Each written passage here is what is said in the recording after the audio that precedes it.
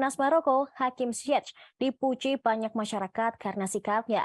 Dia dikabarkan menyumbangkan seluruh gaji untuk keluarga miskin di Maroko, ataupun kepada keluarga para staf di timnas Maroko.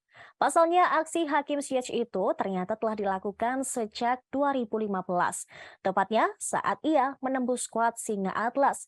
Sport Bible mengabarkan Hakim Ziyech diketahui tidak pernah mengambil gajinya bersama timnas Maroko. Semuanya disumbangkan kepada orang yang tidak mampu.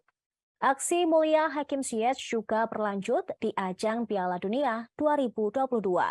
Hakim Ziyech akan menerima bonus dari timnas Maroko sebesar 325.000 US dollar atau setara kurang lebih 5 miliar rupiah untuk partisipasinya di ajang Piala Dunia 2022.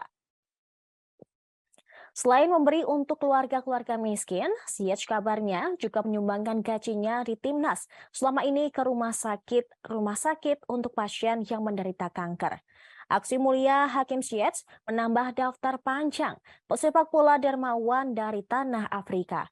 Sebelumnya ada Sadio Mane dan Mohamed Salah yang membantu membangun kampung halamannya masing-masing. Kini Maroko akan menghadapi timnas Prancis di semifinal Piala Dunia 2022.